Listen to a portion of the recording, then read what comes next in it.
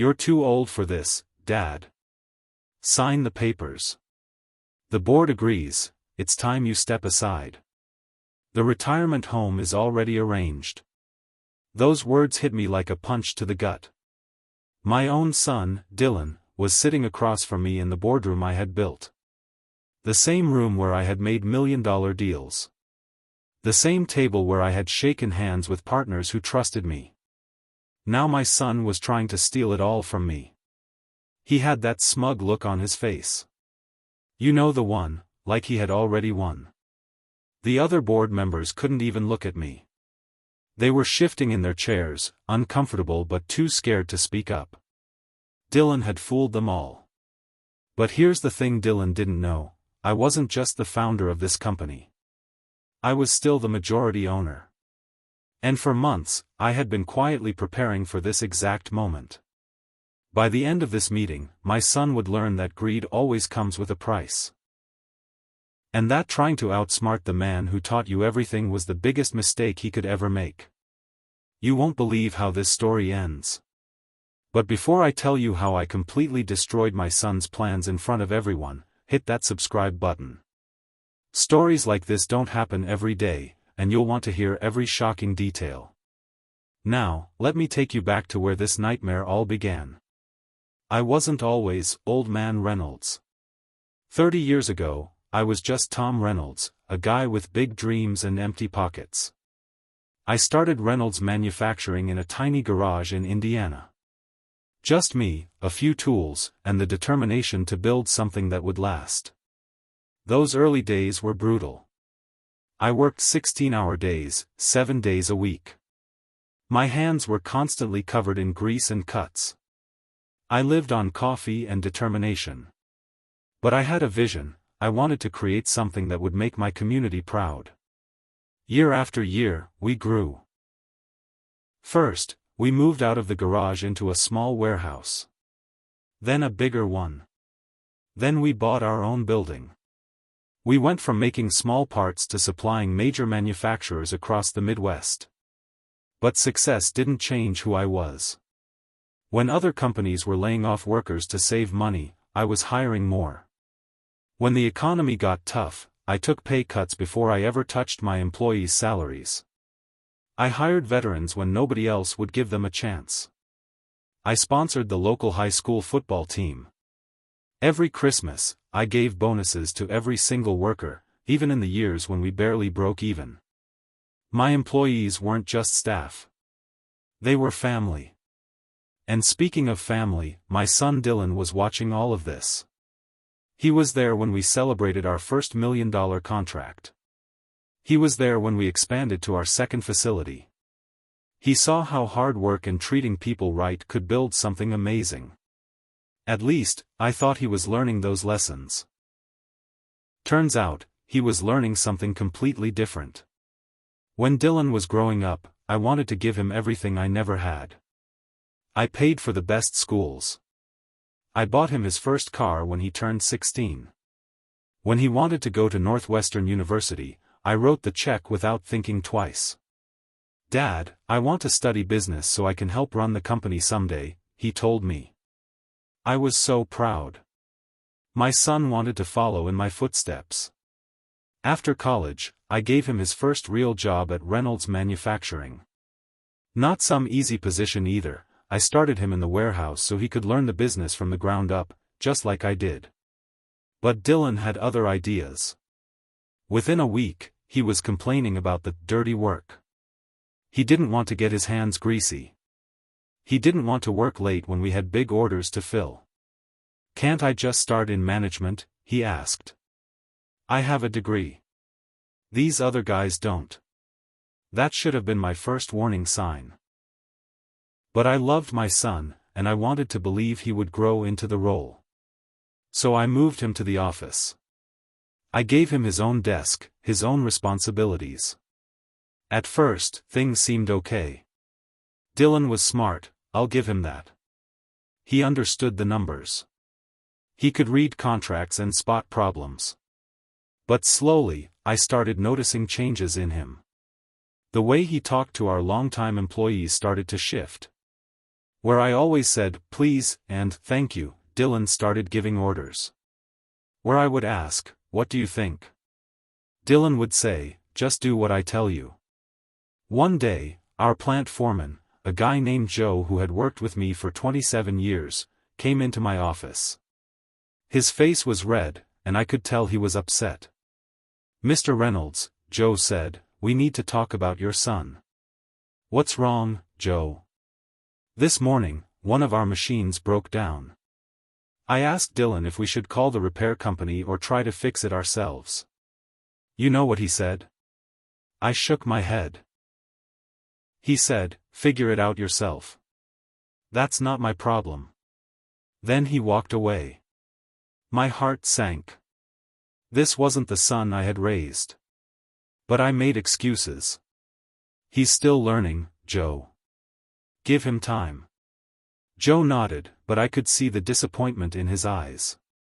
Whatever you say, boss. Looking back now, that was the moment I should have put my foot down.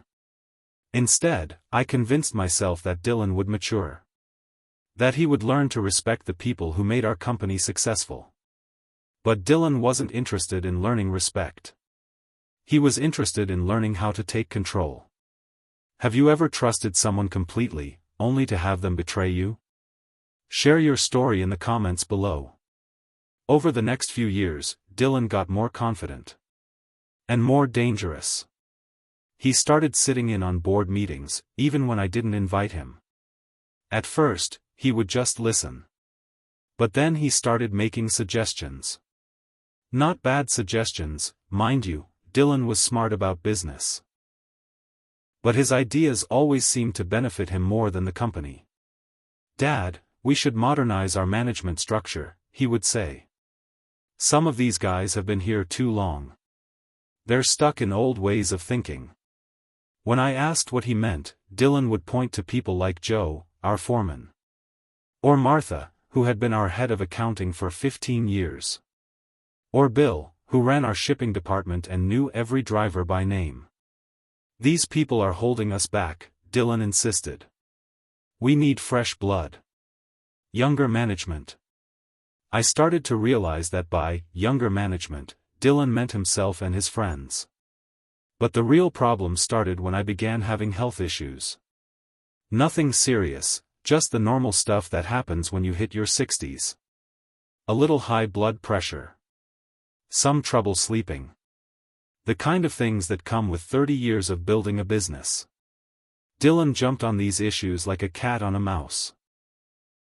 Dad, you're working too hard, he would say in front of the board members.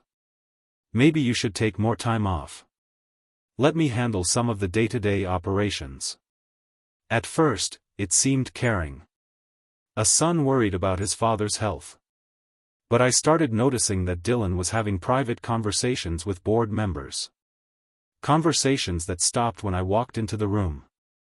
Then came the suggestions about my capacity to run the company. Has anyone else noticed that Tom seems tired lately? Dylan would ask during meetings. Maybe it's time we started thinking about succession planning. I was 62 years old and sharper than most people half my age. But Dylan was planting seeds of doubt.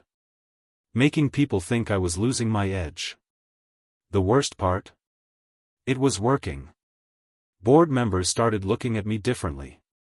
They would nod politely when I spoke, but I could see the questions in their eyes. Is he really up for this?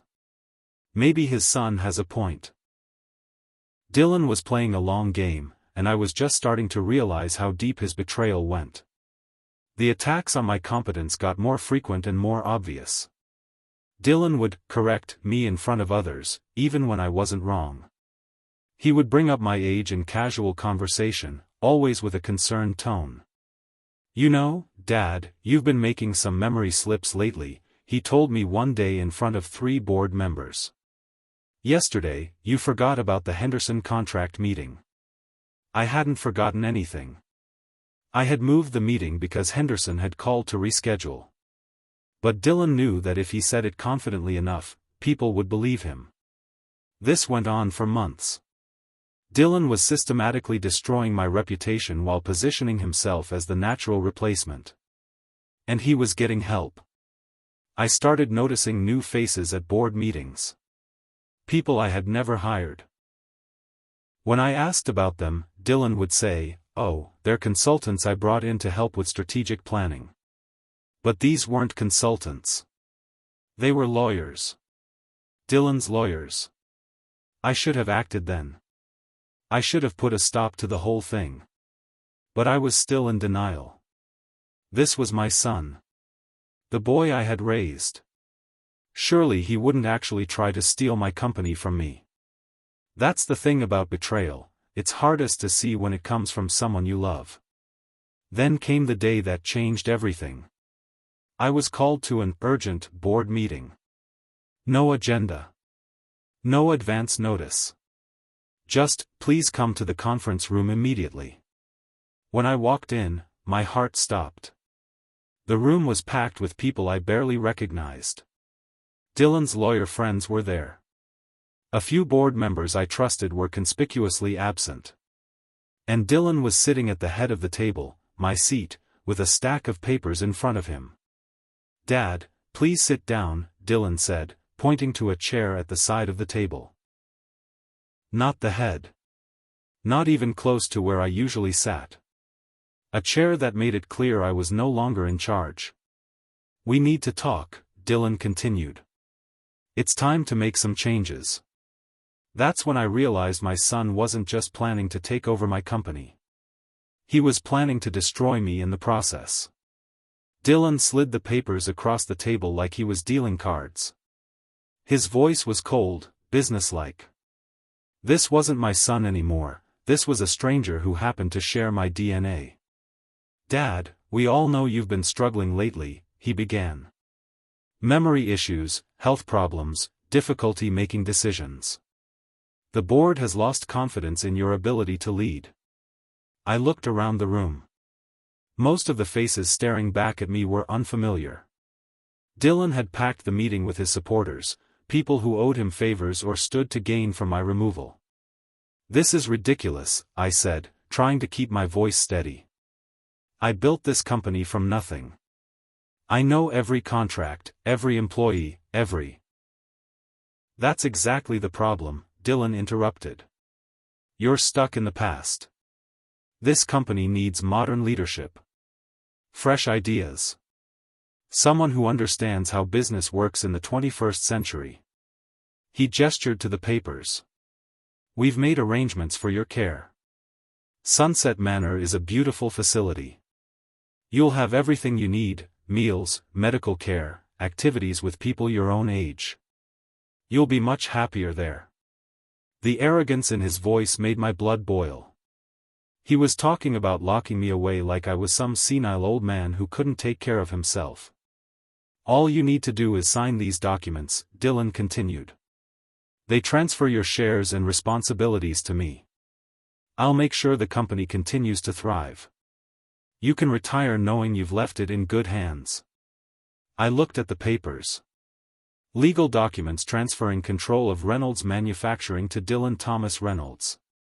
Papers that would make me a powerless old man while my son took everything I had built. But as I sat there, listening to Dylan's lies about my declining health and failing memory, I realized something important. He had made a crucial mistake. Dylan thought I was weak. He thought I was broken down and ready to give up. He thought 30 years of building a business had made me soft. He was about to learn how wrong he was. Instead of exploding in anger, which is what the old me might have done, I leaned back in my chair and nodded slowly. "You know what, son? Maybe you're right." The surprise on Dylan's face was almost comical. He had been prepared for a fight. He hadn't expected me to surrender. "I am getting older," I continued, playing the role he expected. "Maybe it is time for younger leadership." Dylan's smile got wider. He thought he had one. "I'll need some time to review these documents," I said, tapping the papers. "Give me a few days to think about it." "Of course, Dad. Take all the time you need." But Dylan didn't know what I had been doing in my spare time over the past few months. While he was plotting my downfall, I had been preparing my counterattack. And unlike his scheme, mine was built on the truth. That night, I couldn't sleep. My own son had tried to ambush me in front of a room full of strangers. He had arranged to have me locked away in some retirement home while he stole my life's work. But Dylan had forgotten something crucial. Before I built Reynolds Manufacturing, I had worked as a corporate lawyer for 10 years. I knew how businesses worked. More importantly, I knew how to protect them from people exactly like my son. I went to my home office and pulled out a fireproof filing cabinet I kept in the closet. Inside were documents Dylan had never seen, the original incorporation papers for Reynolds Manufacturing, shareholder agreements, corporate bylaws. As I read through them, I started to smile. 30 years ago, when I first set up the company, I had been very careful about how ownership was structured. I had protected myself from hostile takeovers, board coups, and family betrayals. Dylan controlled some shares, I had given them to him over the years as gifts and bonuses. But I still owned 56% of the company. As the majority shareholder, no major decisions could be made without my approval. The board couldn't vote me out. They couldn't force me to retire. They couldn't transfer my shares without my signature. Dylan's entire plan was based on a lie. He had convinced those board members that they had the power to remove me, but legally, they couldn't touch me. But I didn't stop there. If Dylan wanted to play dirty, I would show him what dirty really looked like. Over the next month, I became a detective in my own company. I started paying attention to things I had ignored before. Financial records that didn't quite add up. Contracts that seemed too expensive. Invoices from companies I had never heard of. The more I dug, the more I discovered. And what I found made me sick. Dylan hadn't just been planning to steal my company, he had already been stealing from it. It started small. Expense reports for business trips that never happened. Invoices from consulting companies that turned out to be Dylan's friends charging us for work they never did. Equipment purchases that somehow ended up at Dylan's house instead of our factory. But as I kept digging, I found bigger problems. Much bigger. Dylan had set up shell companies, fake businesses that existed only on paper. Then he would approve contracts with these companies, paying them huge amounts of money for services they never provided. The money would disappear into offshore accounts that Dylan controlled. He had been embezzling from Reynolds Manufacturing for over 2 years. I found emails between Dylan and his college buddies, laughing about how easy it was to fool the old man.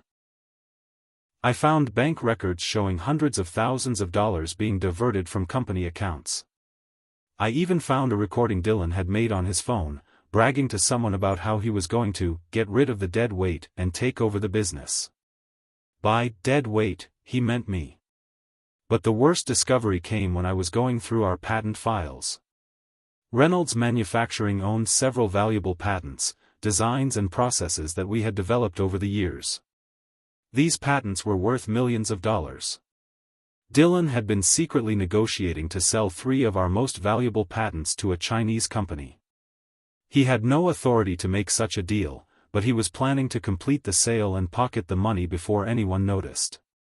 He wasn't just stealing from the company. He was planning to sell off pieces of it to foreign competitors. As I compiled all this evidence, I realized that Dylan's betrayal went deeper than I had ever imagined. This wasn't just about taking over the business. This was about destroying everything I had built and cashing in on the wreckage. But 2 could play this game. And I had been playing it a lot longer than my son. What would you do if you discovered a family member was stealing from you? Let me know in the comments. I could have called the police right then. I had enough evidence to send Dylan to prison for embezzlement, fraud, and corporate theft. But that felt too easy. Too quick. Dylan had humiliated me in front of a room full of people. He had tried to convince everyone that I was a senile old man who couldn't run his own company. He had planned to lock me away in a retirement home while he enjoyed the fruits of my 30 years of labor. I didn't want justice. I wanted revenge. And I wanted it to be public. So I started planning the most satisfying board meeting of my career. First, I reached out to the board members I trusted, the ones who hadn't been in that ambush meeting.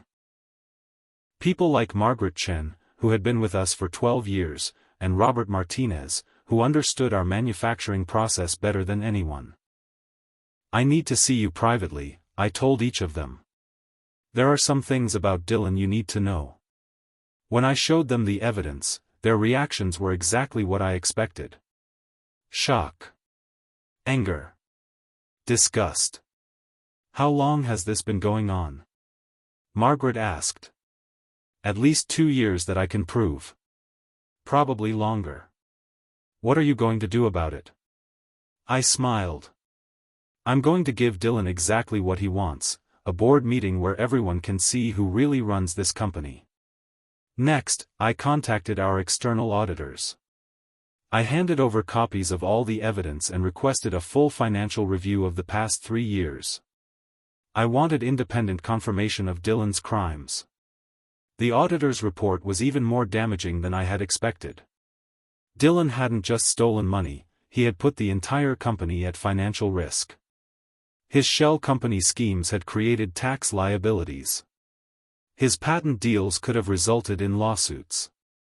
His embezzlement had reduced our cash reserves to dangerous levels. Mr. Reynolds, the lead auditor, told me, if this had continued much longer, your company could have faced bankruptcy. Dylan hadn't just been stealing from me. He had been destroying everything I had worked to build.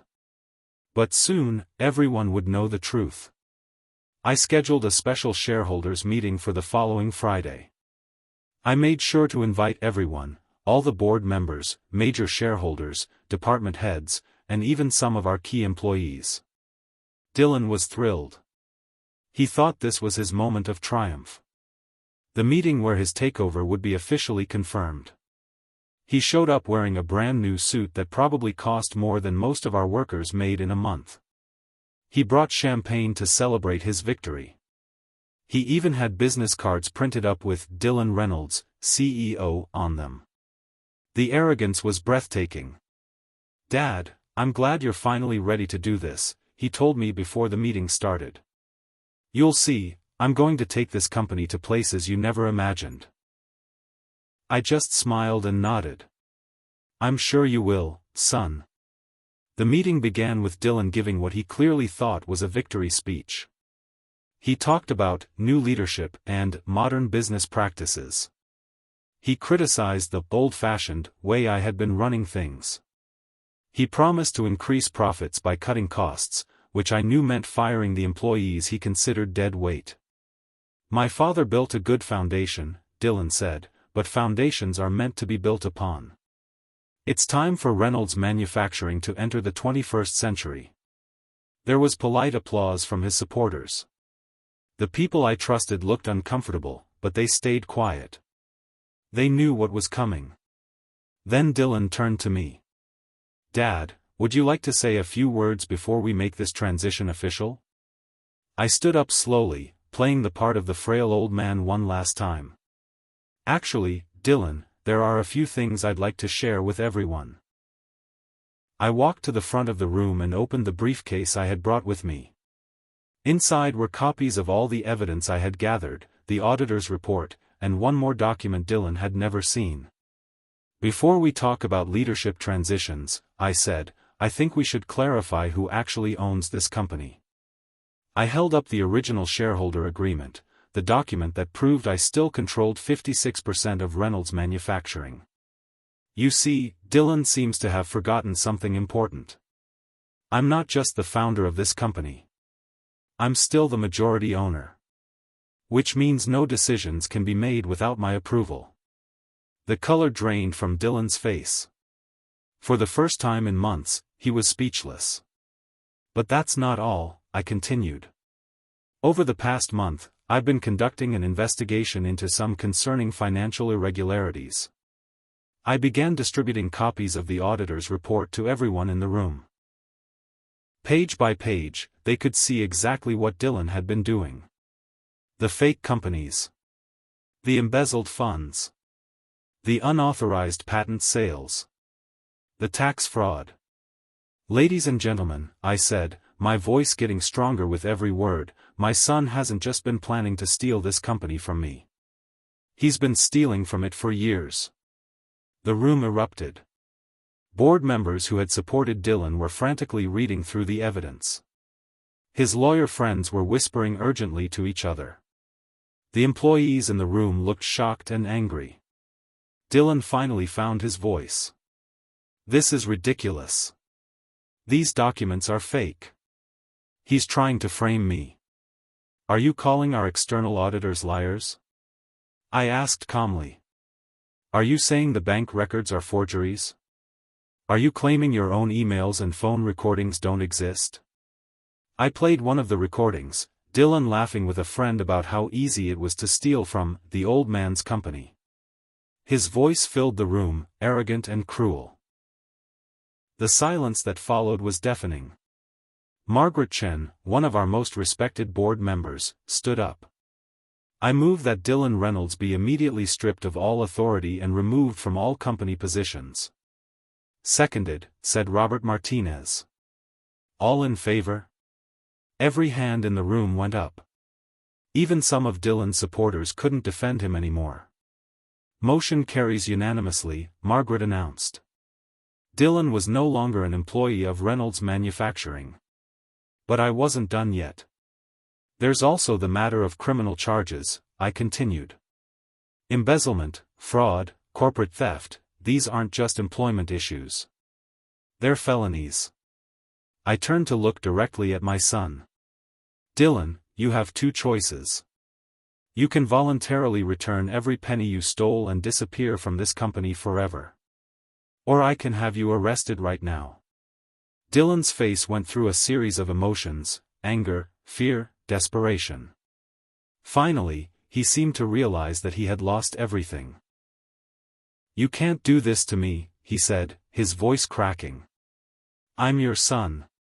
"You stopped being my son the moment you decided to betray me," I replied. "Family isn't about blood, Dylan. It's about loyalty, respect, and honor. You threw all of that away for money." Security guards, I had arranged for them to be present, stepped forward. "What's it going to be?" I asked. "Restitution or prison?" Dylan looked around the room one last time, hoping to find someone who would defend him. But everyone was staring at him with disgust and disappointment. "Fine," he whispered. "I'll pay it back. All of it. Every penny. Plus interest. Plus damages." Dylan nodded, defeated. "And you're banned from this property permanently. If I see you here again, I'll have you arrested for trespassing." The security guards escorted Dylan out of the building.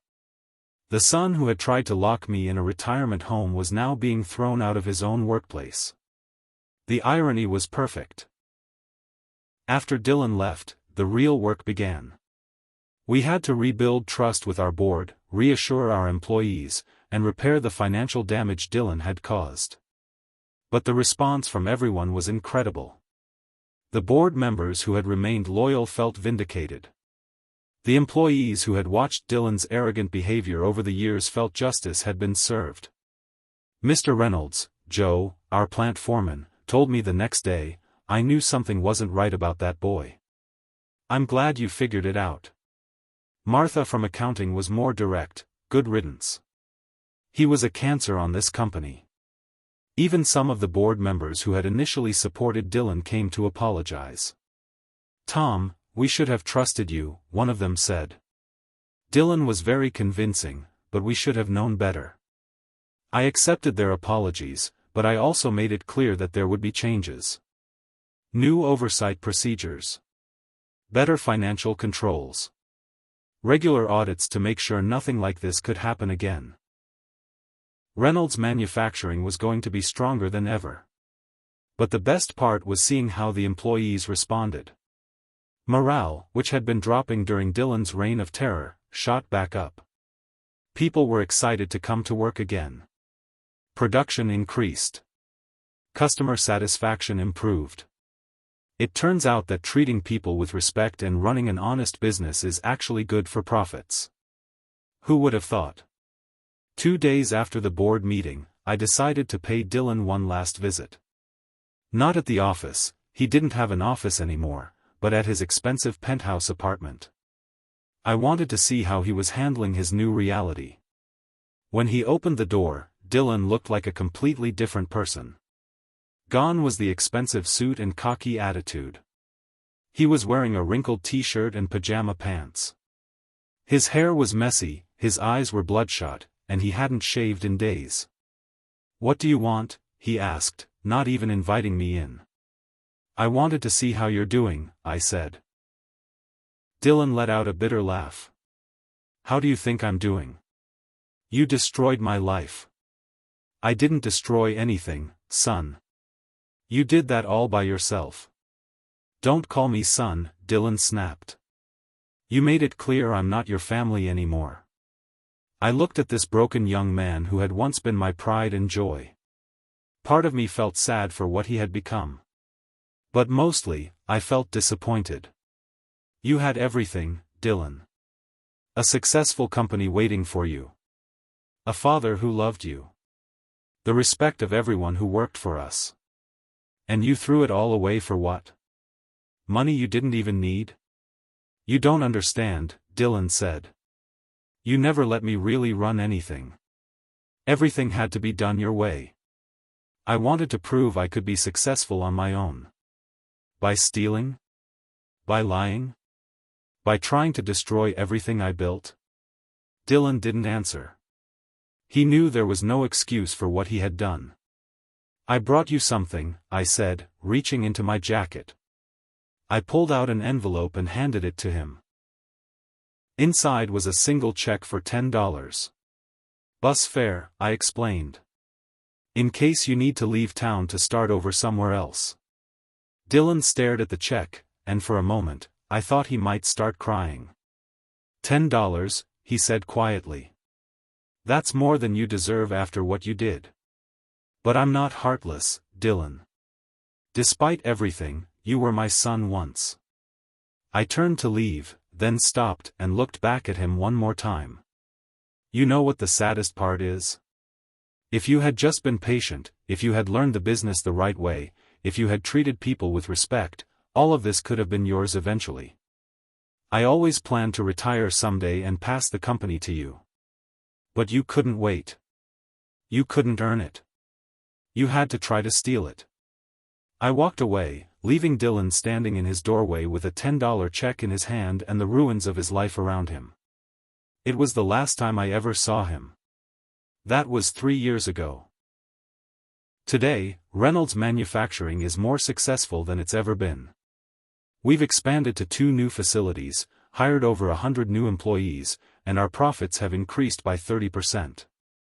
The employees who Dylan thought were dead weight turned out to be the backbone of our success. Joe is now our Director of Operations. Martha was promoted to Chief Financial Officer. Bill runs our entire logistics division. These are the people who make Reynolds Manufacturing what it is, not because they have fancy degrees, but because they understand that success comes from hard work, integrity, and treating people right.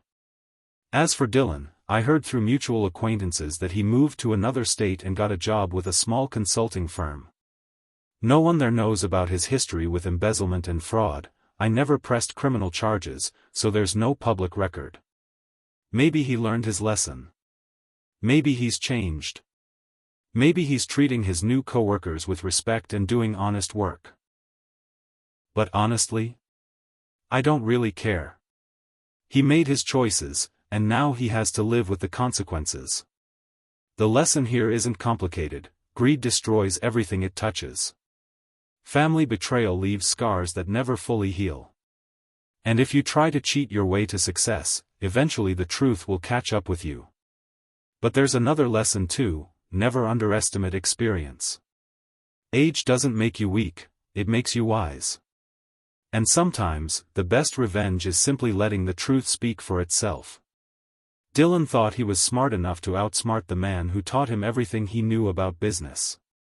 He thought he could manipulate me, steal from me, and throw me away when he was done. He was wrong. If you've enjoyed this story of family betrayal and ultimate justice, you'll love my next video about a sister who tried to steal her brother's inheritance, only to discover he had been planning his own surprise for years. Hit that subscribe button if you believe that karma always finds a way to settle the score. Share your own stories of family betrayal in the comments below. Trust me, you're not alone. And remember, when someone shows you who they really are, believe them. Even if they're family. Especially if they're family. Because blood may be thicker than water, but loyalty and respect are thicker than blood. Thanks for watching, and I'll see you in the next story. If this story got you thinking, go ahead and hit that like button. Don't forget to subscribe for more real stories that hit deep, and tap the bell so you don't miss what's coming next. And hey, if you know someone who needs to hear this one, share it with them. Thanks for watching.